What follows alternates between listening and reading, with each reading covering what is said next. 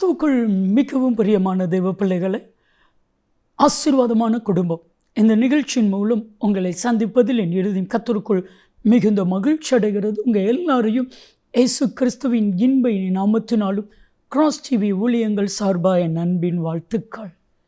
இன்றைக்கும் தூத்துக்குடியை சார்ந்த டெல்சன் என்கிற அன்பு சகோதரருக்காக ஜெபிக்க போகிறோம். அவங்க கேட்டுக்கொண்ட ஜெப விண்ணப்பம், கடன் கடன் கடன் பிரச்சனை மாறணும், பிள்ளைகள் படிப்பை கர்த்தர் ஆசீர்வதிக்கணும். என் அன்பு தெய்வ பிள்ளைகளே, கடன் இருந்தால் சமாதானம் இல்லாமல் போய்விடும், நிம்மதி இல்லாமல் போய்விடும். கடன் நம்மளை வேதனைப்படுத்துகிற, நம்மளை கஷ்டப்படுத்துகிற ஒரு காரியம்தான் கடன். நம்முடைய பேரை அந்த கடன் கெடுத்துவிடும். என் அன்பு தெய்வ பிள்ளைகளே, டெல்டன் என்கிற என் அன்பு சகோதரருக்காக எல்லாரையும் இணைந்து ஜெபிக்கலாமா? அன்பின் பரலோக பிதாவே, அன்பு சகோதரர் டெல்டனுக்காக மிகுந்த கரிசனையோடு நானும் கிராஸ் டிவி ஜெப பங்காளர்களும் இணைந்து ஜெபிக்கிறோம். கடன் கடன் பிரச்சனை மாறட்டும் அப்பா. கடன் பிரச்சனையை கொண்டு வந்திருக்கிற சத்துருவின் கிரியைகள் இயேசுவின் நாமத்தில் அழிக்கப்படட்டும். என் தேவன் கடனை அப்பா ஆசீர்வாதமாய் மாற்றும் ஆண்டவரே. உபாகமம் 15:6 நீ சொன்னி, நீ கடன் வாங்குவதை இல்லை, அநேக ஜாதிகளுக்கு கடன் கொடுப்பான். இந்த வார்த்தையின்படியே கடன் கொடுக்கும்படி செய். நீர் அப்படி செய்கிறதற்காக உமக்கு நன்றி. பிள்ளைகளுடைய படிப்பை கர்த்தர் பொறுப்படுத்திக் கொள்ளும். பிள்ளைகள் ஞானத்திலும் விவேகத்திலும் அறிவிலும் புத்தியிலும் சிறந்து விளங்கட்டும். நீர் அப்படி செய்கிறதற்காக நன்றி நன்றி நன்றி. நீங்கள் பேசுங்க, நாங்கள் கேட்கிறோம். இயேசு கிறிஸ்துவின் நாமத்தில் ஜெபிக்கிறோம் ஜீவனுள்ள பிதாவே, ஆமென் ஆமென். கிறிஸ்துவுக்குள் மிகவும் பிரியமான என் அன்பு தெய்வ பிள்ளைகளே, ஆசீர்வாதமான குடும்பம், இந்த நிகழ்ச்சிக்காக ஆண்டவருடைய பாதத்தில் காத்திருந்த பொழுது ஆண்டவர் சொன்ன வார்த்தை, வெற்றி நிச்சயம், கலங்காதே கலங்காதே, வெற்றி நிச்சயம். ஒருவேளை நம்ம வாழ்க்கையில் எப்போ கலக்கம் வரும் அப்படின்னா, பல சிச்சுவேஷனில் கலக்கங்கள் வரும். அதில் 1-2 நான் சொல்கிறேன். தோல்வி வரும் பொழுது கலக்கங்கள் வரும். தேவையில்லாத காரியங்களை கேட்கும் பொழுது கலக்கம் வரும். நம்ம இருதயத்தை கலங்க பண்ணுகிற சூழ்நிலைகள் நிமித்தமாக கலக்கம் வரும். பிள்ளைகளுக்கு ஒன்று என்றால் கலக்கம் வரும்.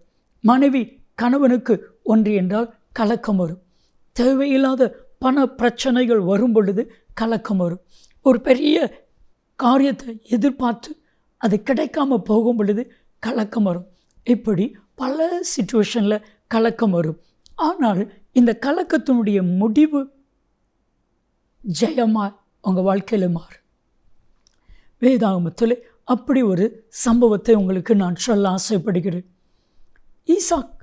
ஈசாய் என்கிற தெய்வ மனிதனுடைய மகனாகிய தாவீதை அழைத்து அண்ணமார் யுத்தத்துக்கு போயிருக்கிறாங்க, நீ அவர்களுடைய சுக செய்தியை விசாரித்து வா.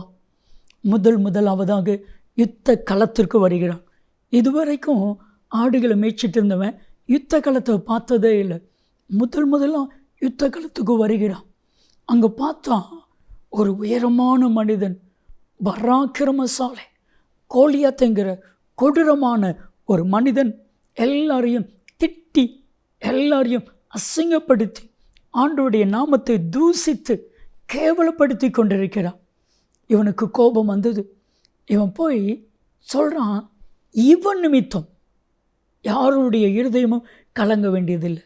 1 சாமுவேல் 17:11 வாசிக்கும் பொழுது, சவுலும் சகல இஸ்ரவேலும் கோலியாத்தின் வார்த்தை நிமித்தம் கலங்கி மிகவும் பயப்பட்டார்கள். அதே அதிகாரம் 1 சாமுவேல் 17:32 சவுலை பார்த்து சொல்கிறான், ஒரு ராஜாவை பார்த்து ஒரு சின்ன பையன் சொல்கிறான். அவனுக்கு போகிற அனுபவம் கிடையாது, எந்த விதத்திலும் அவனுக்கு யுத்தத்தை கேள்விப்பட்டதே இல்லை. ராஜாவை பார்த்து சொல்கிறான், இவன் நிமித்தம் நீங்கள் கலங்க வேண்டியதில்லை, நான் போய் யுத்தம் பண்ணுறேன். ஃபஸ்ட்டு டே எவ்வளோ ஒரு தைரியம். ஒரே ஒரு வார்த்தை சொன்னான், இவன் வார்த்தை நிமித்தம் உங்கள் ஒருவருடைய இருதயமும் கலங்க வேண்டியதில்லை. அப்படியே நடந்துச்சு.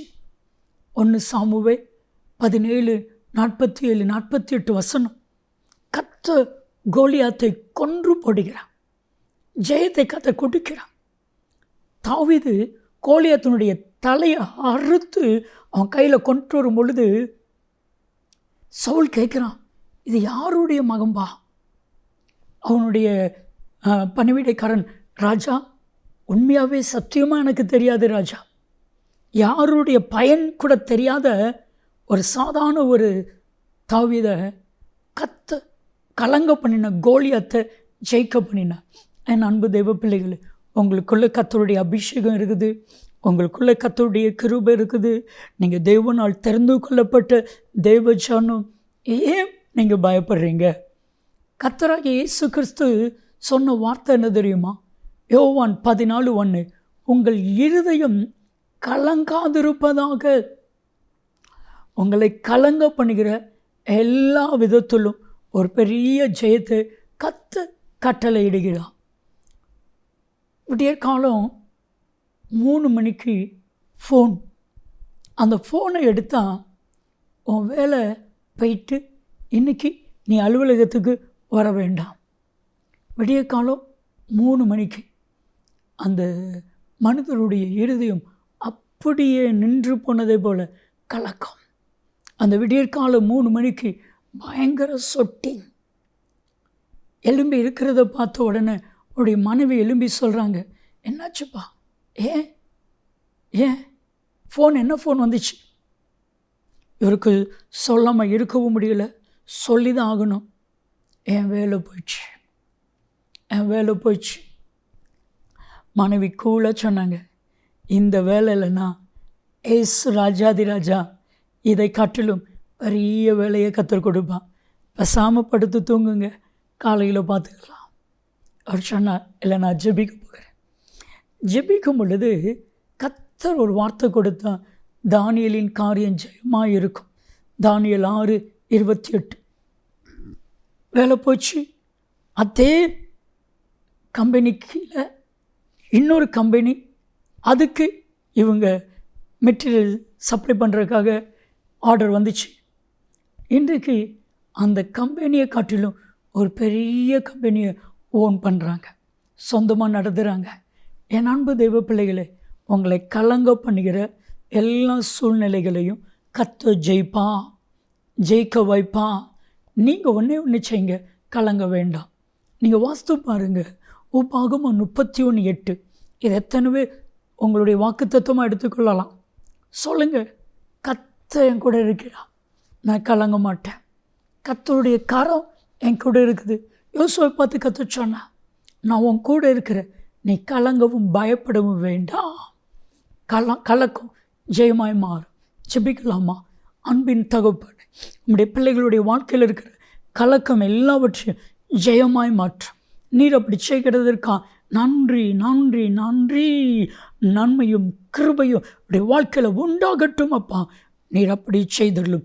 ஏசு கிறிஸ்துவின் நாமத்தில் ஜெபிக்கிறோம் ஜீவனில் பிதாவே, ஆமென். நன்மையும் கிருபையும் ஆசீர்வாதங்களும் நிச்சயமாய் உங்களை தொடரும். ஆமென்.